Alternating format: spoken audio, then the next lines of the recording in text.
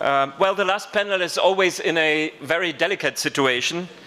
Firstly, that we come nearer to the situation where everything has been said, but not by everybody, obviously. And secondly, I feel the responsibility on my very small shoulders, the heavy burden that I am and that we are here on the panel, the last obstacle between you and a free and joyful afternoon. Looking at both of these facts, I would like to make two very short suggestions instead of a lengthy introduction. The first suggestion is the title of our panel says, Strategic Perspectives, Then and Now. Let us please concentrate, with your consent hopefully, on the now and not so much on the then. We heard a lot about the then. Let us concentrate on the now. How can we deal now with the challenges we are facing?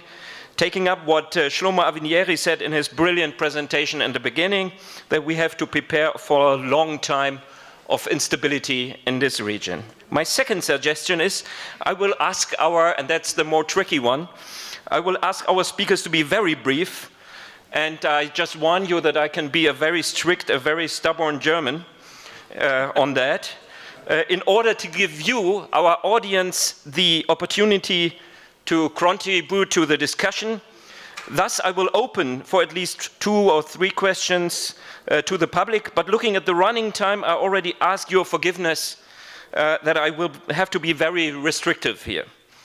Looking at the time constraints, I will, and I already had the chance to talk to you in the morning, refrain from giving any kind of lengthy introduction to this panel. I also presume that you are, after roughly 5 hours of conference, introduced enough to the subject.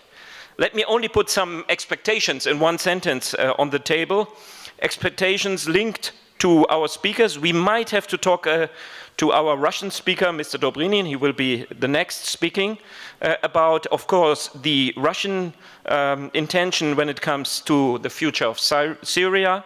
We might have to talk about the current Golan discussion. We might have to talk with Professor Hahn about the role of the Kurds and the relevance of a re-establishment of a Turkish-Israeli contact in the wake of the current situation. What is the role of Turkey and Israel in some kind of a tripolar situation vis-à-vis Iran? Just to raise some of the issues we will obviously have to talk about.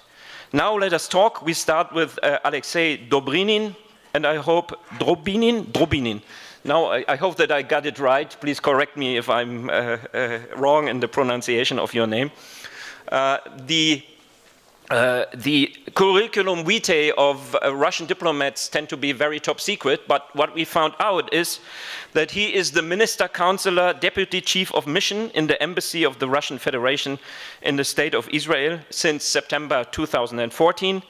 Previously, he served in various diplomatic positions in the Ministry of Foreign Affairs, also in the Russian Embassy, and this fits very well to what we are discussing today in Ankara, Tel Aviv, and Washington. You have the word. I have to only to say the last sentence before. You have the word that we feel honored that you are here. At least one of the embassies is sending embassies, as we learned, involved in Sykes-Picot has sent an ambassador or a deputy ambassador, so it's great that you are here. Thank you very much for the introduction. And I am also honored to address this authoritative audience of experts to talk about an issue or issues that are of great importance to Russia and to Israel and to, well, to the region as well. I will try to make my remarks as concise and brief as possible, understanding that this is the 5th hour that you are here and have probably touched upon all the possible imaginable issues. So thinking about what I should draw upon in a very short presentation, I decided to divide it into 2 parts, 2 big parts, so to say, as big as possible. The first one will be devoted to the analysis of a global and regional situation, and the second part to where we see Russia in it, Russian interests and Russian current policies. So our understanding is, of course, that if you try to analyze any regional situation, you have to also keep in mind the global framework. So if we look at the global perspective, we should recognize that there are objective trends. Some of them are well recognized, like a major redistribution taking place right now of economic growth and development and clout, and with it also of political influence. Some people say that, and there is statistics that show that China, India, Brazil, other major developing economies are overtaking the lead, or have overtaken the lead from the traditional Western powers. And this, of course, this major trend creates for all countries a challenge, and I think the quality of foreign policy should be judged by how the countries respond to this challenge. So far, we see that the traditional powers, such as the US and its allies, seem to respond to this challenge with force, ideology, and sometimes economic measures. This creates tension, global tension between powers, major powers. This is the reality that we are living through. We know in Russia that powers like China, like Brazil, like India, like South Africa will not succumb to pressure and will continue to protect its national interests as they understand them. This is not to say that BRICS are not for cooperation. They are fully for cooperation. Russia is fully for cooperation with all the countries, but on an equal basis, which recognizes national interests of both sides and which precludes any unwanted interference in the internal affairs. So what is the global outlook? The global outlook is not clear at this stage, whereas we see that the tension is mounting in the Euro-Atlantic region and in the Pacific region. There is still a chance that realistic trends in the foreign policy establishment of the US and its major allies will prevail, which will make it possible to engage in cooperative, more broadly in cooperative efforts with regard to challenges which actually concern everyone. Challenges such as terrorism, such as crime, such as infectious diseases, such as narcotics. It is not to say that we do not have cooperation. We do have, but this is selective. It's like cooperation on Iranian nuclear program, on the Syrian nuclear program, on the chemical program, on the Korean peninsula. That is good. This is not enough. From our standpoint, Russia and other major powers should and could do more. Now, fast forward to the regional setting, to the Middle East. One of the factors that we believe will have its influence on the alignment of forces in the Middle East in the coming years is this growing tension between major powers. It distracts energies and it distracts attention. Also take into account that the US is trying to reach energy independence, and also take into account isolationist tendencies in the United States.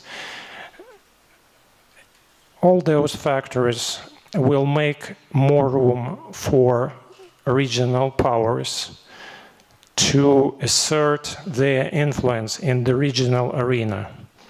Given the fact that neither Russia, nor China, nor the European Union or European countries, individual countries, have the wherewithal or willpower to act as actively in the Middle East as the United States has done so far, it only reconfirms and reinforces this assessment that regional powers will have to play a more active role here. What we see now, unfortunately, in the Middle East is a very troubling situation, a new realignment based on interests, but also hued by religious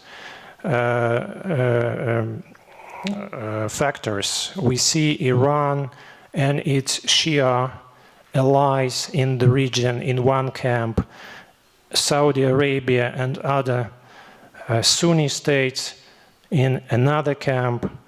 We see the rise of political Islam, with Turkey and Qatar being supporters of this trend in the region. We also see Salafi jihadi groups, extremist groups, which pose a threat to regional stability and to the stability of a few stable states that remain here.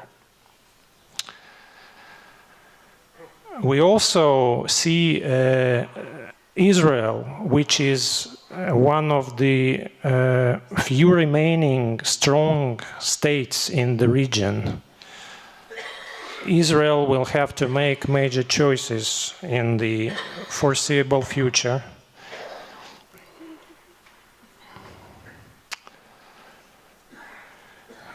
If we try to analyze the scenarios for the region for the coming 5 to 10 years, of course, we are not optimistic. We think that the current turmoil may even be more acute. It may lead to further fragmentation of the political map in the region. It will also may cause a lot more bloodshed and suffering. It may also continue to encourage outflow of refugees to Europe. This is a scenario that everyone wants to avoid. Of course, there is another scenario, but that requires more cooperation on the global level and genuine efforts by regional powers to come to terms with each other and to find a way to reestablish at least, a kind of a good neighborly relationship. No one says alliances, but good neighborly relationships between such countries as Iran and Saudi Arabia.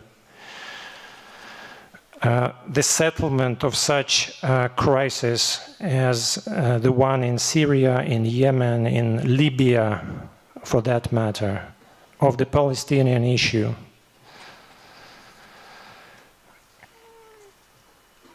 So we are going to experience a very interesting time. Now, for the Russian interests in the region, well, I would divide them into three groups. The first one is that Russia is interested in the stability of this region. Well, don't believe those who say, well, you know, Russia is trying to side with one party in Syria so as to sow chaos. That's not true. We are neighbors with the region, and Russia feels very well if any kind of conflict in the Middle East creates a lot of uncertainty and a lot of challenges for us, because we do have a sizable Muslim population in Russia. We do have sympathizers of terrorist and jihadi groups acting on the ground here in the region. We do not have unpenetrable borders like we did during the time of the Soviet Union. So the borders are penetrable, and any instability in this particular region, you know, makes waves in Moscow. We are very concerned about the situation here. And that's one of the reasons, basically, why Russia is so active in trying to resolve the Syrian crisis. The second interest that Russia does have in this region is, of course, our historic links to the Christian communities of this region. For any Russian, you know, and not only Christian, but also other monotheistic religions, for any Russian, be it Christian or, okay, 2 minutes, 1.5, a Christian or a Muslim or a Jew, Jerusalem is you know, is something. So, and Russia is a multi-ethnic society, and the fate of this land is important to us, and the calm, the tranquility of this land is important to us. So we are extremely concerned by the fact that the Middle East is now losing its multi-ethnic and multi-confessional nature. And the third group of interest that we have is, of course, has to do with our internal development. We do believe that countries of the Middle East can be and should be good and reliable partners with whom we could develop mutually beneficial relations in all spheres. We have been doing that since Russia became you know, an independent country after the disintegration of the Soviet Union. We'll continue to do that. We proceed from the fact that Russia is going to be strong, is going to be economically progressive, and we are looking for interesting partners in the Middle East. And I come to my last note. Our current policies are based on those interests. We are fighting terrorism in Syria and trying to create conditions for a political settlement in that country. This is going to continue. We have made major contributions together with other partners to the resolution of the Iranian nuclear issue and the Syrian chemical issue. We are going to continue to take part in those efforts to make sure that the implementation meets everybody's demands. Russia is taking an active part in efforts to resolve other crises in the regions, like the crisis in Yemen, in Libya, the situation in Iraq, as a member of the quartet, we are taking a responsible stance in efforts to find a way to resume the negotiating process between Israel and the Palestinians.